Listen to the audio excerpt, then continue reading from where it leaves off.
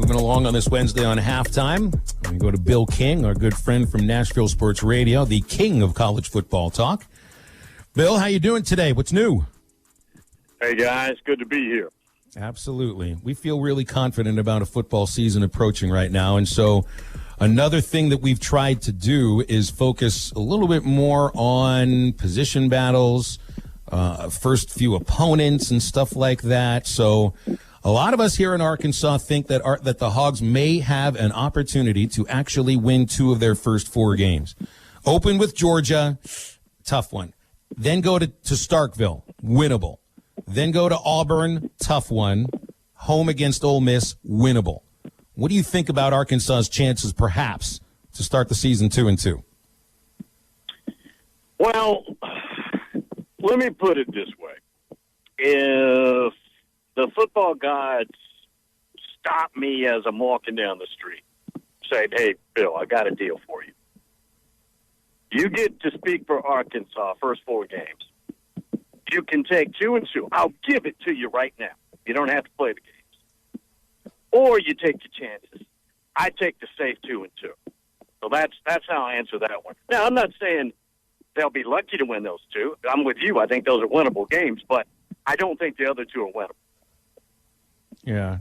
Georgia, obviously, I don't know how if anybody in the state views that as... If you catch Auburn, and we all know Auburn doesn't show up appropriately every time for whatever reason, but if you catch them on a normal day, Arkansas is not beating. Well, I know everybody here just be happy that it's not going to be Gus versus Chad Morris. It did not work out very well for those two times that these supposed friends went up against each other. Hey, one thing that's really intriguing is who Arkansas opens the season with and who they're going to play at quarterback. There is, I think, a quarterback battle between Jamie Newman and JT Daniels. And I don't really know how many other teams right now you could say there's a legitimate battle for who is starting week 1. And I know you think that Bryce Young may eventually supplant Mac Jones, but I think in Georgia they do have a real battle. But I would imagine Jamie Newman comes out on top there. I mean, he's a guy that's auditioning for the NFL and has the 1 year left. What do you think about that battle at Georgia?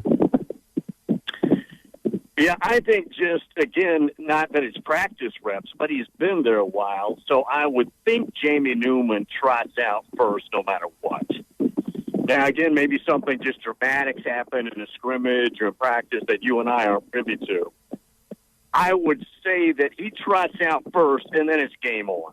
Now, if he trots out, take control, and the offense is cruising and it's balanced, and you got to remember, guys, it wasn't all that balanced last year. Mm-hmm. And it looks like it's revved up, then they're not going to make a move. But if it's somewhat contentious, he gets the first shot, and then I think we battle it out, see what happens under live bullets, as we would say.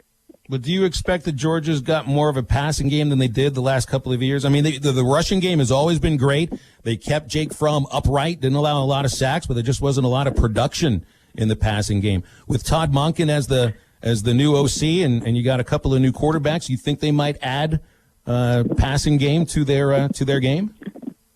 I think so. Now, again, Georgia is what they are. A lot of replacements on the offensive line, but a lot of talent. Big, strong guys and running backs coming at you. They've got them. They're plentiful. Probably the first guy is Amir White, but they've got plenty of running backs.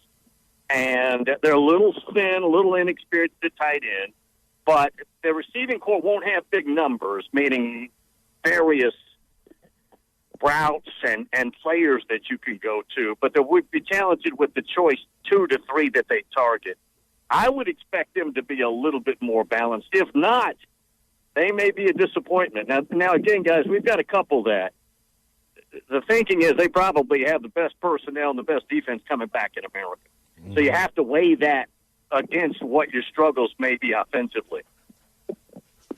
Speaking to Bill King here on Halftime. Bill, that second game of the year against Mississippi State, obviously for Razorback fans, it seems like a winnable game.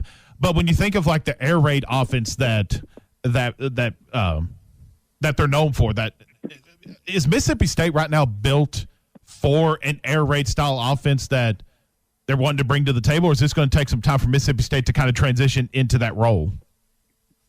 Leach always plugs the next guy in. And I know he's not where he was. This is a brand new location and team and roster and personnel and all that. But still, he always finds his guy at quarterback. Now, will it be good enough for game 2? That's a very good question. It might not. Got to remember, as much as I like Mike, and I know Mike, we work together at SiriusXM, he's stubborn, man. So he may get into a game against Arkansas where they're getting sacked and it's not going well, and he'll keep doing what he's doing, or he'll double and triple down on it and get more mad as it gets worse.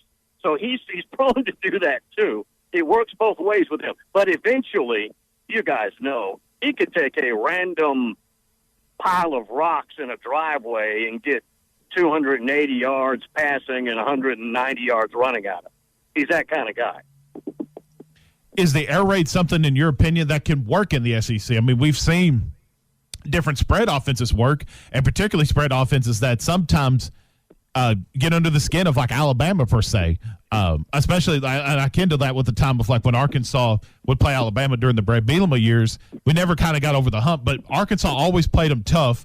And it wasn't necessarily the spread offense. It was just kind of the smash mouth football of Alabama. But then you kind of you kindled that with what Texas A&M did when Johnny Manziel was here. The spread you out and find holes in the defense. That's what struggled with Alabama. And to me, the air raid kind of seems the same way, just a lot more passing. But can the air raid be successful in the SEC? Two answers. Number one, he'll put up his yardage. And he'll put up numbers as well. But I don't think it's enough to be a difference winning and losing in the league. Because you got to remember now, nobody puts defensive ends out on the field and defensive lines out on the field and outside linebackers like the SEC. So he's not coaching against typical personnel. They don't play a lot of defense out in the Pacific Northwest. And the Big 12 hadn't been, other than occasionally, and Oklahoma's not even very good defensively the last couple of years. So he's not used to the defenses. Now, he knows the league inside now. He's an SEC fan. He coached at Kentucky. So he knows what it's supposed to look like. But I'm doubtful that he will have a difference, as much as I like it, when it comes to the actual scoreboard, winning and losing. That's going to be tough. So let me get a little prediction here about this air raid thing that I find very interesting, because it's a totally different offense than what Moorhead, I think, felt forced to run last year. Right. Kylan Hill last year led the SEC in rushing attempts. He ran the rock 242 times. What do you think the chances are that he leads the SEC in receptions by a running back this year? In the air raid offense? That would be so rare, but I think he could actually do it. Probably could. Mike is a master at matchups. And, again, he sees things that a lot of people don't see when it comes to offense. And he gets it from Helmuth, who got all that started back in the day, really at either Iowa Wesleyan or Valdosta State, whichever place you want to give credit to before they got the Kentucky gig. So that could happen. He's going to do what he does. I mean, and you're right about the rushing. Those rushing stats are going to change. He may have a really good year rushing, but that's not what he goes. That's not how he goes about business. Unless he just for the first time can't find a quarterback to do what he wants. Maybe for a year he gets off his trajectory. But seeing's believing on that one. All right, let's end on a thought on this extra year of eligibility blanket for all fall sports.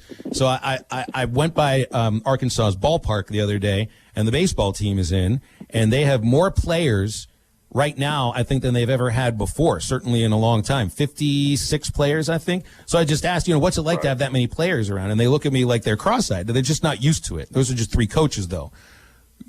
With what's happened now with this added year of eligibility, and forget about the scholarship limits or anything, you're going to see teams that have over 100 players, which to me is like, that's what I saw Division II. It's going to be nuts a year from now. Well, you've got whatever number of players are going to take advantage of that. And again, the rule is whether you play or not, you get the year back. I mean, it's Trevor Lawrence, guys, gets the year back.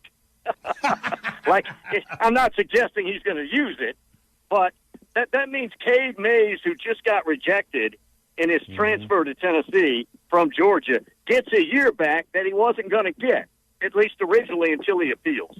But to make a long story short here, we're wondering how the numbers are going to work. You've got an 85 limit, and what I understand, at least this is what I hear, is they're just not going to allow the new ones to count.